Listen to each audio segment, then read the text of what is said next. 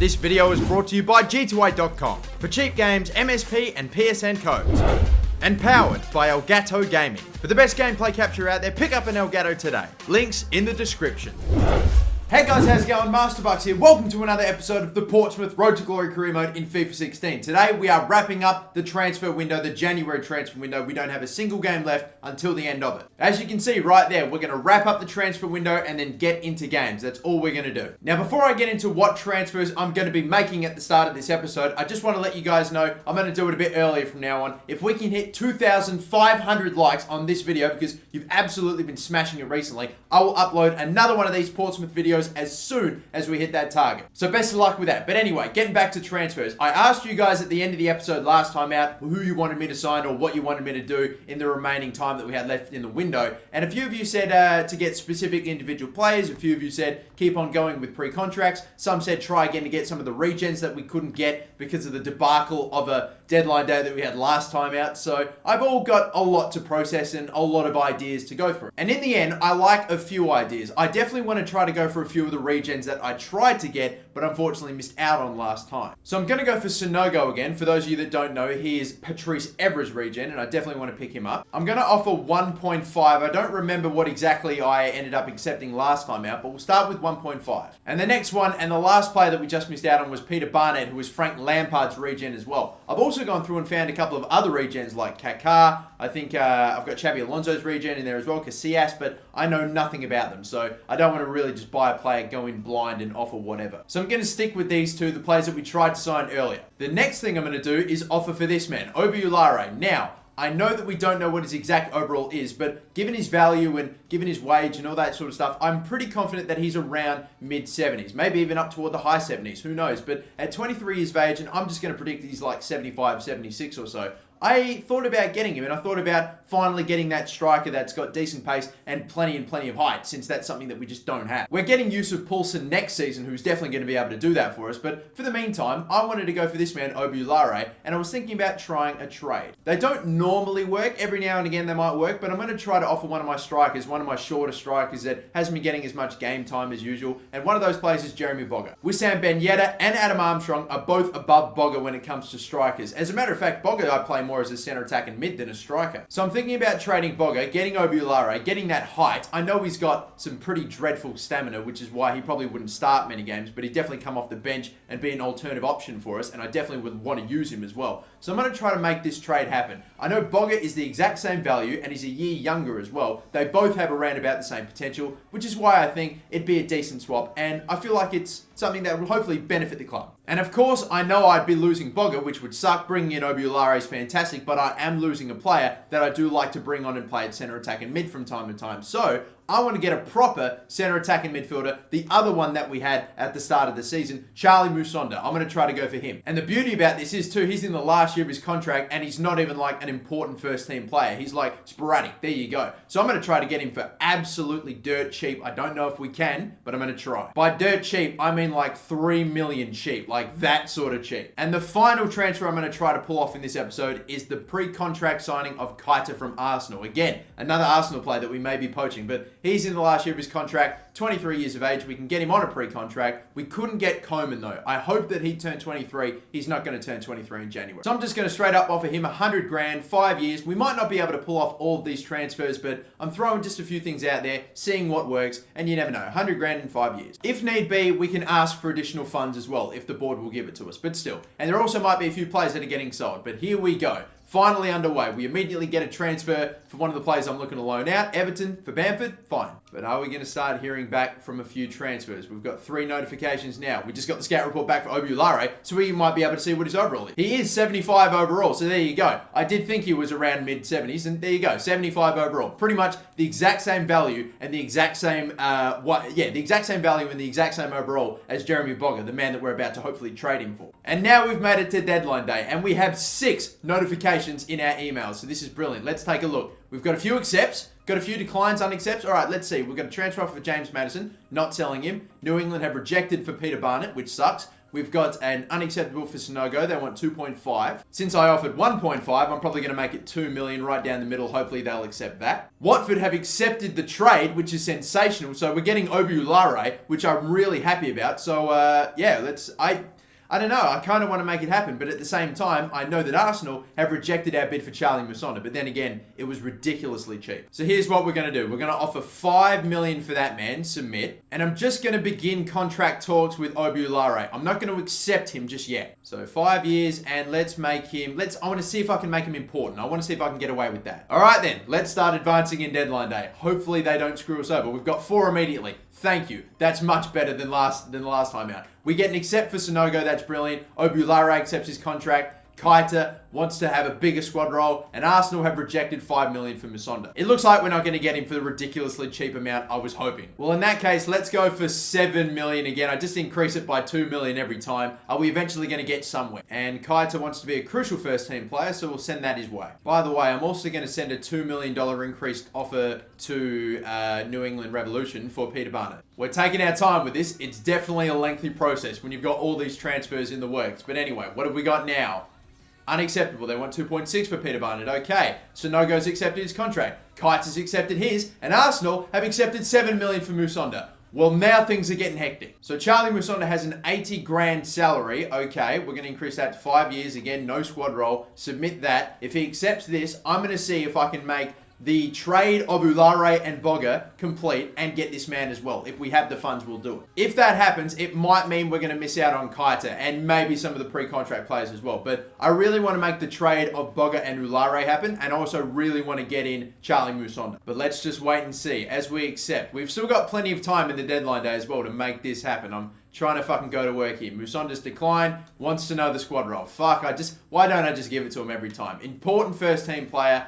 I don't think if I gave him squad rotation, I don't think he'd accept it. I'm going to try an important first team player. Come on, just fucking accept it, mate. I just want to get this done as soon as possible. He has accepted, very good. And also in talks with, OVERWATCH, they've accepted a bid. Fuck, well, we need to do it now. Okay, let's take a look at this. If I were to accept the bid for Charlie Musonda, we'd be left with 3,300,000. Okay, I think if I were to straight swap OVERWATCH and Boga, we would have the funds. We'd have like the remaining wage and all that. So this is what I'm going to do. I'm accepting Charlie Musonda. We're going to buy him. Now, OVERWATCH. Okay, that's fine. Literally, like the difference in wage is 5 grand. It's absolutely nothing. So we're still left with plenty of funds. So welcome OVERWATCH. Goodbye, Jeremy Boga. You've been a great servant for us, but we have a replacement center attacking mid. Now for Sonogo. I can make this deal happen if I want to, but I've also got Keita here. So I don't know. Will I be able to?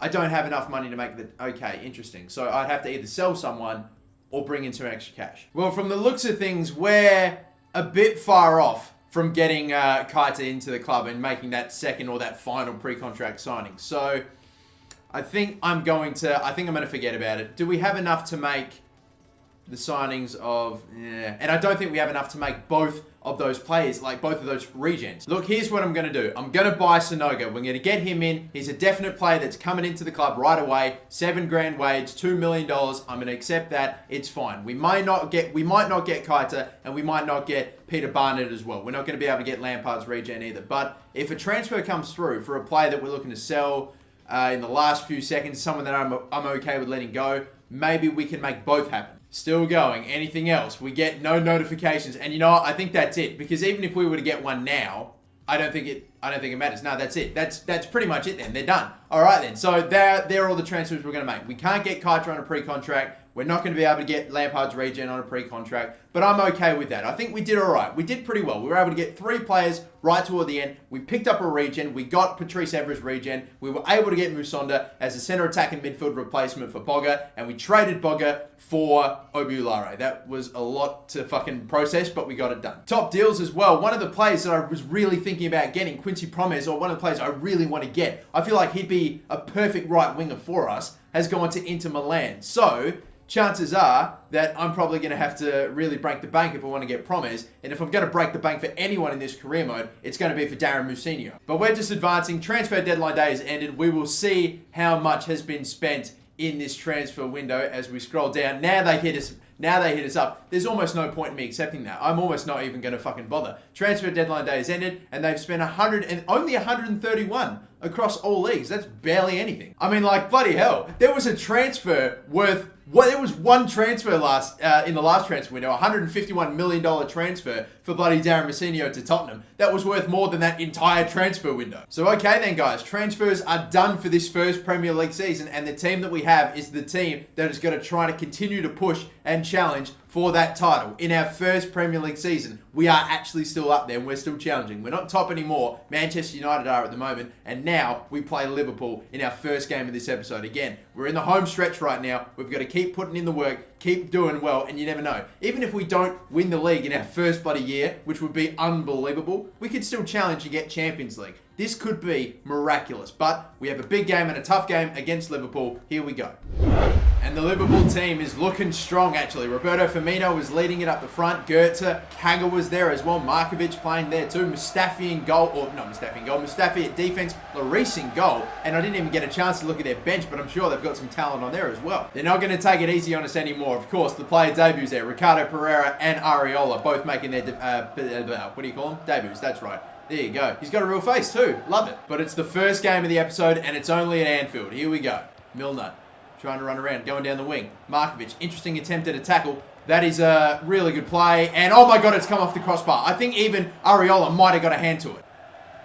And Abner comes up with it. And a ball's been sent away here for this man, Kenny Prince Schwab. This could be an amazing start. Yes, there it is. What a start. What a tackle from Abner. Sent away Schwab with a brilliant ball. And the captain gets the first. KPS with the first of the game and the first of the episode. Oh my god. Oh my god. No fucking way. That did not just happen. Henderson, they play a 1-2 or not even a 1-2. An awkward touch there. What is happening with Ricardo? I think I'm trying to pass it to Areola. He just took too long. Or am I trying to run? I just run into Henderson. It's come off him. He hasn't even shot the ball. Oh my goodness me. Oh, no, that's not good defending at all. Markovic, look at this huge gap. Block well. There we go. That's nice from Keane. Holy shit. I mean, seriously, they are dicing up my defense. I mean, sometimes I'm really out of position. I've got to be doing a slightly better job of keeping my shape. Just outside there, nicely. Oh, shit. Coming into frame. One of their players. Kasami set it up for this man. Yep, strike, bang. Oh, good save from Lloris. Have a look at that possession. Fuck, they are really dominating with the ball, or with possession at the moment. Header there! Big save from Areola. That was on target. Holy shit. Good stuff from Ricardo. Madison just got that pass off. And another, and another. No! What was that final... Ben Yedder's really having a bad game so far. He's only had the ball a couple of times, and he's really done fuck all with it. He's given it away a lot of times. I'm not happy with him at the moment. He's not had a good half. And I really don't know how to make sense or how to even explain what happened with their goal. Our new transfers, Areola and Ricardo so far, especially Ricardo, has been great. That one little goal, I just have no idea. Cross, header. No, not cleared away. Areola punched. Oh no, oh no! Saved by Areola, but it comes in off the crossbar. Fucking hell. They just passed it again and I just couldn't pick it off. I'm going to put Madison at centre mid. I've got Sanson on a yellow. I've got to be aware of that as well. But I'm also going to bring on OVERWATCH because Ben Yedder's having a bad day. We're going to try some crosses into that big tall man. Ricardo. Yes. Out wider again. Madison. Yes. All right. We're setting this up. Ulare. Strike. Long one. Oh, Laurie! That's a stunner! That's an absolute stunner! What a first goal for Portsmouth this is! It's only like his second touch as well. He didn't let it run either as well. He took the touch. I was hoping he'd run onto it like he... In the end, I just had to take the shot. I would have been closed down. And he absolutely let off an incredible strike. The substitution has paid off. The new transfer scores on his debut. And are we still a chance of getting 3 points here? Still got to be careful though because they're still going for it and their passing is still absolutely brilliant. Rakitic, Areola with a good save. Good block from Ricardo. He's everywhere, this man Ricardo Pereira. He's doing sensationally. Schwab, sharp turn. Slide tackle from Flanagan. Holds it. Ball in there. Musonda! Straight at Lloris. Imagine if the two substitutes scored and won the game. That'd be incredible. Nice ball. Squeezed into the gap and Abner and Schwab is in here. Surely he's in. Come on. Flat. He's not going to catch me. He's not. Yes. Yes! Yes, Sanson's got the winner! Morgan Sanson with a very rare goal in this career mode, and we have done it maybe, with only a few minutes to go. I just wondered if Schwab was onside there, but he kept on running, squeezed it into Sanson, who struck it hard and beat Lloris. 2 goals in the Premier League. I mean, they don't come very often for him, but it's 3-2, and you know what? Defensive. Let's hold this. Jack Brill, whack that up. It's a good pass out, actually. It's fantastic. Ricardo, he's just been everywhere. Incredible. Ulare, the gaps are up the middle there. They're working their way for him. Flanagan got a little clip onto that. Schwab, can he cut inside? He's beat him. He's going to pass it. It's going to be a 4th. Who's got that one? It is Musonda. He's done it. Musonda's got his goal as well. What a game this is. What a fantastic match at Anfield. We have come back from 2-1 down to get this win. Schwab gets another assist there. It's taken a deflection off Henderson, who's actually been in the way of so many of these and yet still hasn't been able to stop it. Oh my goodness me, what a win this is. What an incredible game. We've just put the lid on it. It's absolutely done and the referee will call for time. What a match. What a huge win this is. What a sensational day today. Areola with an 8.7 man of the match. He made plenty of saves. He made 9 today. 9 saves. He had 1 blemish, 1 poor mistake where the ball just crept under him after Henderson, it came off his shin or whatever. But that was it. Apart from that, sensational today. Made some great saves. Kenny Prince Schwab with a 7.6. He was terrific today. Plenty of other players getting really high ratings.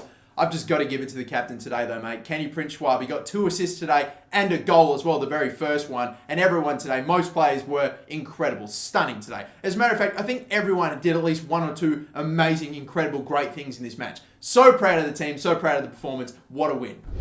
Seriously, guys, believe me when I say that that is probably the best win of the entire series. And I absolutely mean that. What an incredible game. Came back from the 2-1 down and came out with a 4-2 win against Liverpool at Anfield. Huge result. I also noticed that Liverpool weren't in the top 7, so maybe they're not doing as well as what I thought, but they've definitely got some great players that I'm very surprised.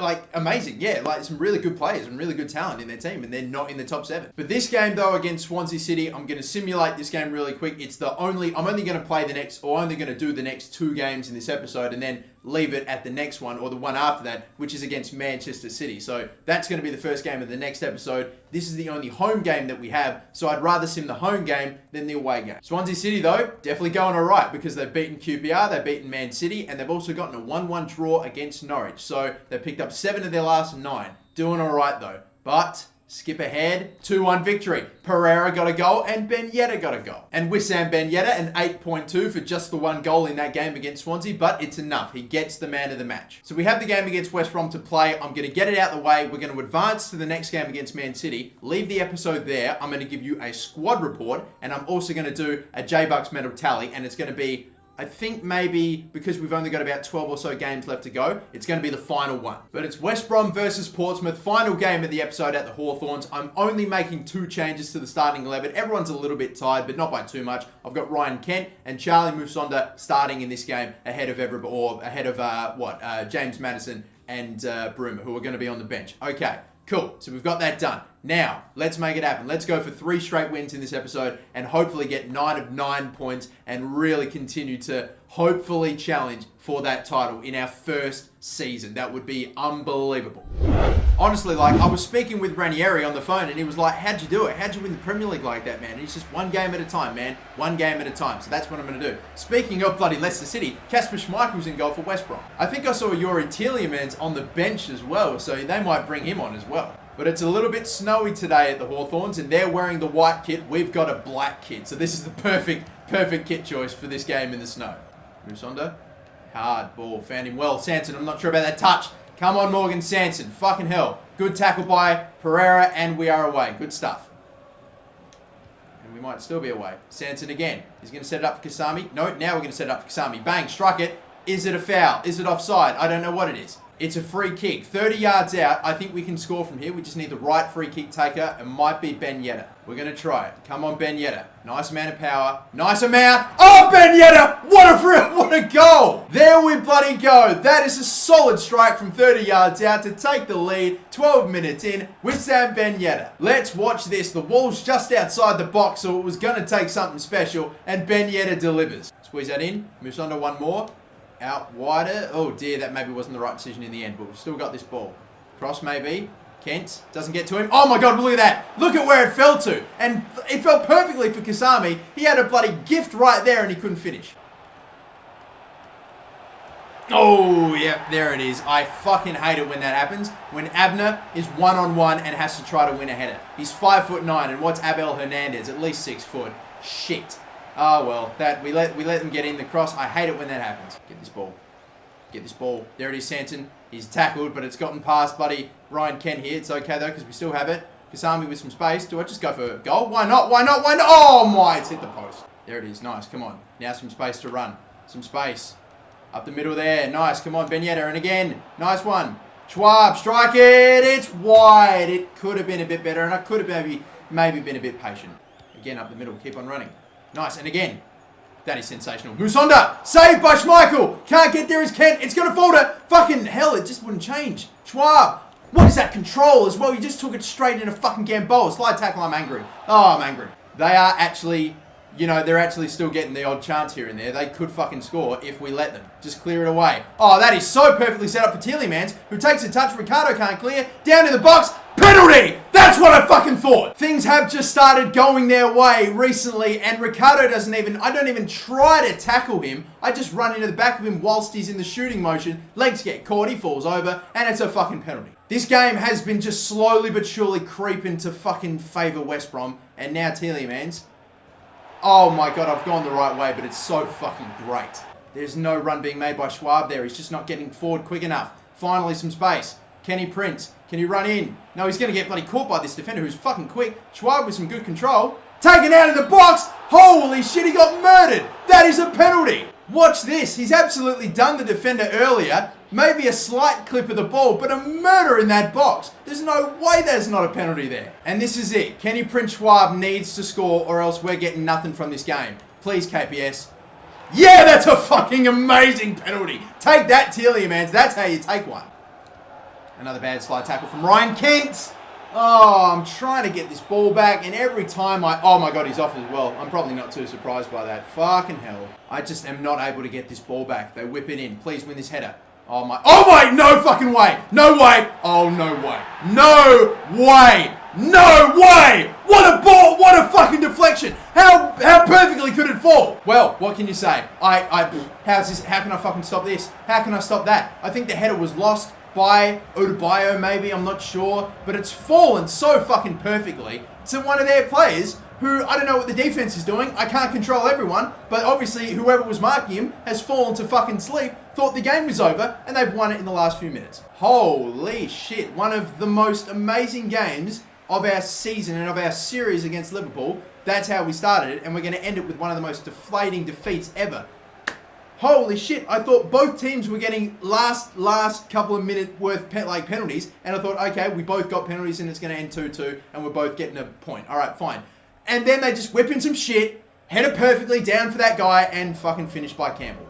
Wow. Well, what can you say? West Bromwich Albion have just pinched, stolen, absolutely just heisted away 3 points. Holy shit. I don't even want to review the tape. I don't even know if Ulare... Oh, I don't even want to know how that happened. Did Odebayo lose that header? He only just got substituted on. Did he lose that header? And the header was actually so fucking perfect to Campbell? Or was it just a bounce off of a couple of heads and it's just still falling to Campbell? Either way, it doesn't matter. 3-2. Wow. Wow. Wow. And as for man of the match today, I am seriously struggling to find out. I seriously don't know who to give it to. I know Kenny Prince Schwab was okay. I know Benyetta was decent, got a goal as well, but I just don't know. I really don't know who to give it to. So I kind of want to, just delegate it to the game. But Areola conceding 3 goals, he definitely made some good saves, but I don't think you should get man of the match when you lose a game by 3, when you concede 3. So I'm probably going to give it to the second highest rated player, also equal 7.6 with Areola. I'm going to give it to Benyetta. Scored a goal today, probably deserves 7.6, and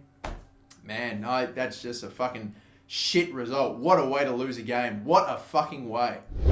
We had more shots on target, more possession, more everything, by a fair bit as well, and yet still, that's how they've got it. They've got their win.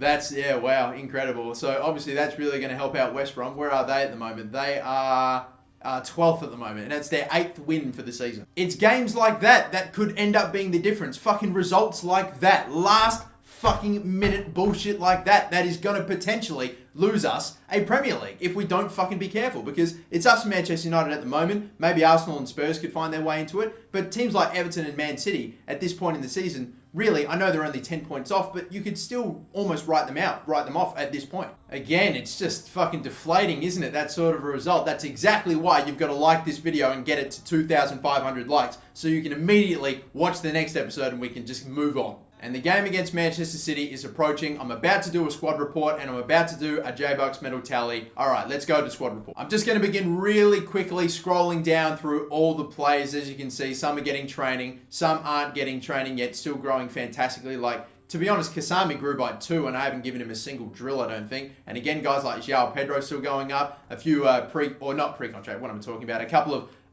players that we got in free agents, like that Russian striker, Portsmouth, who I haven't played yet. Grown by 3, haven't loaned him away either. A few other players as well, these are the loanees. Bamford's gone up by 3, which is nice. He hasn't grown. Theska hasn't gone at Real Madrid. I'm very surprised about that. And Ryan Tyson and Jack Dixon. And of course, I'm being sarcastic about Theska not growing. How's he going to get games at Real Madrid? I don't know why I accept it. But before we end the episode, guys, I've got one final J-Bucks medal tally to get through. We're going to leave it after that, and I will stop announcing who is going to be getting man of the matches from this episode on. Currently in 5th position for the J-Bucks medal is Morgan Sanson on 19.8 points. In 4th position is Kasami on 21.7. In 3rd position is Kenny Prince Schwab on 30.6. In 2nd position is Loris Karius on 34.1, but is ineligible to win. And currently leading the race for the J-Bucks medal is Ben Yedder on 68.5 points. Ben Yedder's lead over everyone else is, it's nearly double the guy that's second closest to him. So